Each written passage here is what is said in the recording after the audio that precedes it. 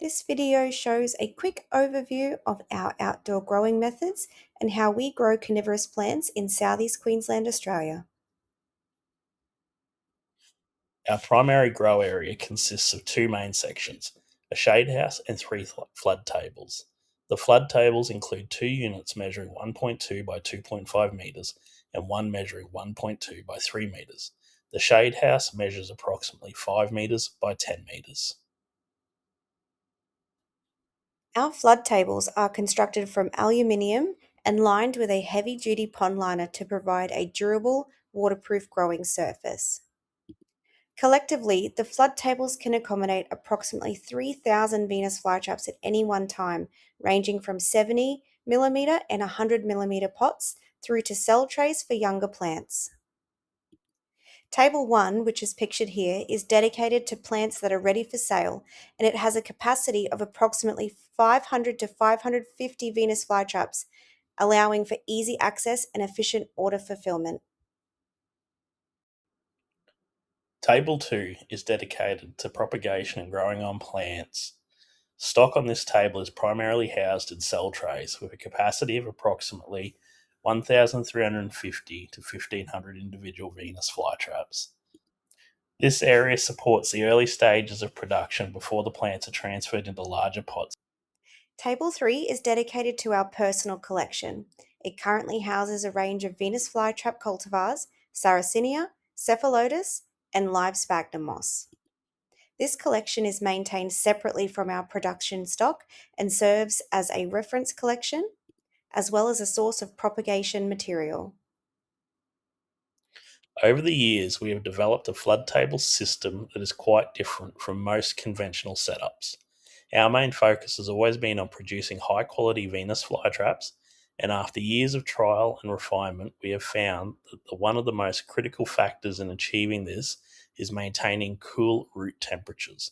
Along with well known requirements of full sun and pure water, we believe that keeping the root zone cool is essential for producing vigorous, healthy plants. The importance of root temperature is rarely discussed within the carnivorous plant community.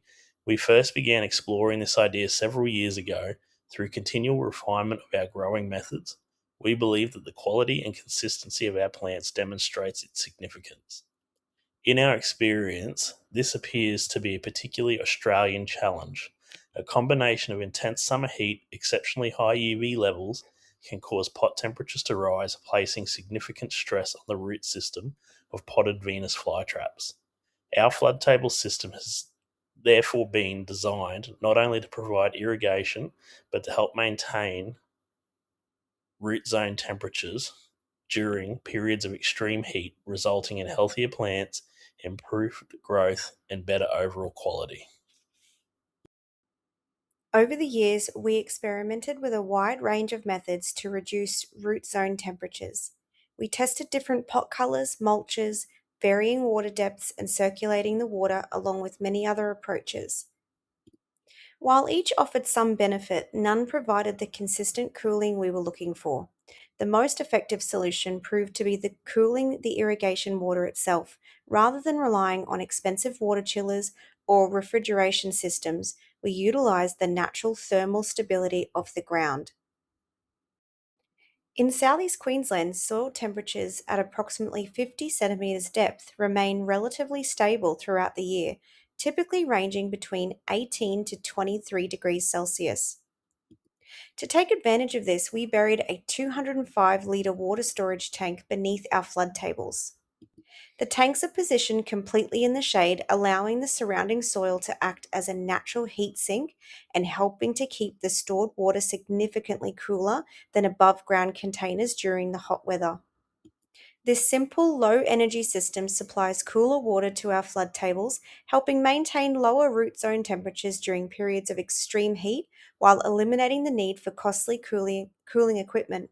This is an example of the size of the barrel that we have used. What makes our system unique is that the flood tables operate on a timed flood and drain cycle. Each day, the tables fill at approximately 10 o'clock in the morning and drain completely at 3 o'clock in the afternoon. Outside of these hours, all of the water returns to the underground storage tanks, leaving the growing media free to drain.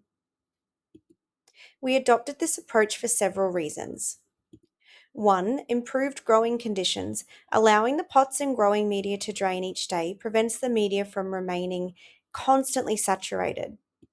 Through years of trial and error, we found that keeping the media excessively wet can accelerate its breakdown and reduce your plant health.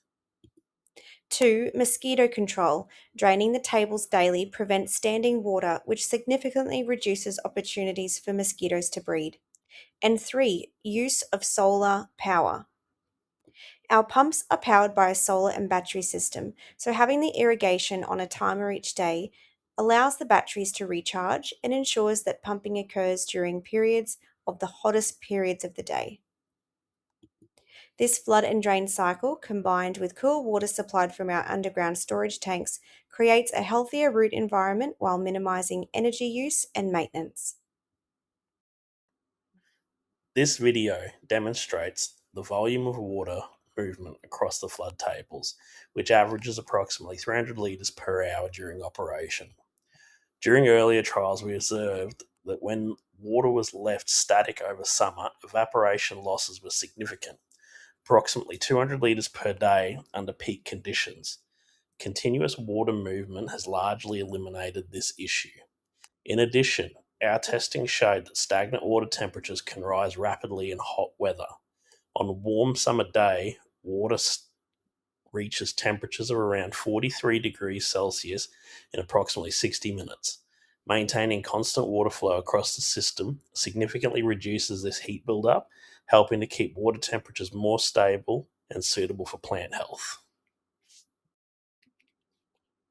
At the end of the cycle, all water drains back into the storage drums via a skin fitting located at the opposite side of the inlet points. This ensures even distribution of water flow across the flood tables. One feature we incorporated is a simple drop return design where water falls into the drums rather than flows directly in. The intention is to promote natural aeration of the stored water. While we have not formally measured the impacts of this design, we believe it may help improve oxygenation and overall water quality in the system. In the early stages, we used solar powered pumps without battery storage. However, we found that after several consecutive days without strong sunlight, the system would fail and the plants were at risk of drying out. We have since upgraded the system to include battery storage for greater reliability. We now operate three 100 amp hour marine batteries powering three pumps with a combined draw of approximately 6 amps. This setup provides around 10 days of running, allowing the system to continue operating through extended periods of low sunlight before recharging is required.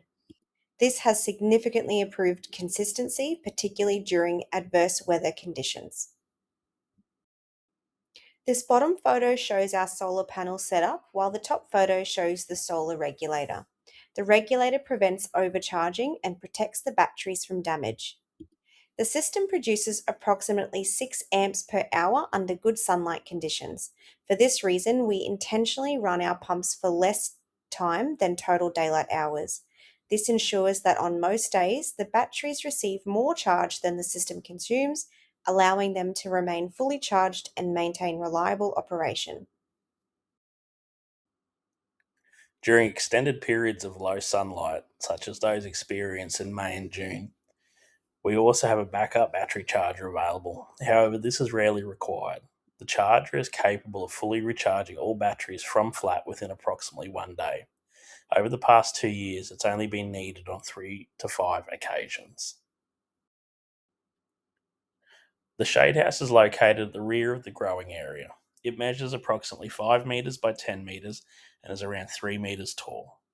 It currently houses approximately 250 mature flowering sized nepenthes, providing a dedicated space for larger plants that require stable shaded conditions in additional vertical growing spaces. The structure is built using 25mm ultralight galvanized steel fence pipe, joined together with downy fittings.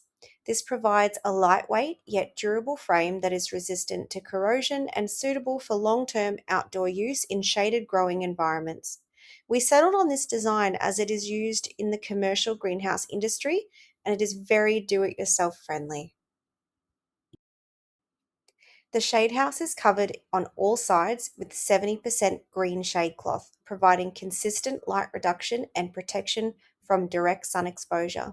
This helps maintain more stable temperature and humidity conditions for the plants while still allowing adequate airflow throughout the structure. Commercial shade cloth is a must. We highly recommend purchasing shade cloth that comes with a 10-year warranty. Inside the shade house, weld mesh has been fixed to the roof structure to allow hanging pots to be securely suspended. This setup provides a flexible vertical grow space that helps maximize the use of the available area. Along the walls of the greenhouse, we chose to use white trestle tables, providing additional surface storage space for plants and materials. These tables are a practical solution for our setup as they are lightweight, portable, and can be easily repositioned as needed.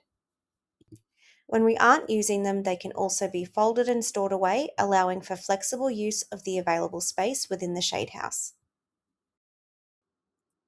The irrigation system is plumbed through the roof using 13 mm poly pipe, allowing for efficient overhead distribution throughout the shade house. This setup provides reliable water delivery while keeping the ground level space clear and unobstructed.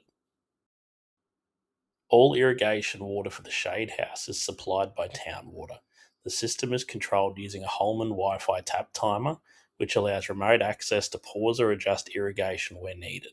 This is particularly useful when we are away from the property, providing flexibility and control over watering schedules. Under normal operation, the system runs on a set schedule of 15 minutes of irrigation at 9 a.m., which delivers approximately 200 litres of water across the entire shade house. Due to the high water demand of the collection, relying on rainwater alone is not a practical option in our situation. Once the water passes through the timer and the lines are fully primed, it's distributed through the Antelco Brown inverted microspinners. We use drop down fittings to position the sprinkler heads just below the level of the welded mesh roof. This setup helps ensure even coverage while preventing water from directly striking the mesh, which can create unwanted shadowing and uneven distribution across the growing area. We've found that the sprinklers are a more effective option for our setup compared to misters. In our conditions, the shade cloth structure and airflow tend to cause fine mist to drift and disperse before reaching the plants effectively. In contrast, the sprinkler system produces larger droplets that behave more like natural rainfall. This results in better water delivery as the droplets are less affected by the wind and are able to penetrate more effectively through the foliage. This is particularly important during periods of the year when the plant canopy becomes quite dense. The floor of the shade house is covered with approximately 2 cubic meters of river rock. This serves several purposes within the growing environment. The rock layer helps retain surface moisture, assisting in stabilizing humidity levels in combination with the shade cloth and high airflow design. It also acts as an effective weed suppressant, reducing maintenance requirements, and in addition, it provides a clean, stable, and practical surface for walking and working within the shade house. Thank you for viewing our growing system overview. This presentation outlines the designs, operation, and philosophy behind our setup, with a focus on producing healthy, high quality carnivorous plants in Australian conditions. We continue to refine and improve our methods through ongoing observation, experimentation, and practical experience in our nursery.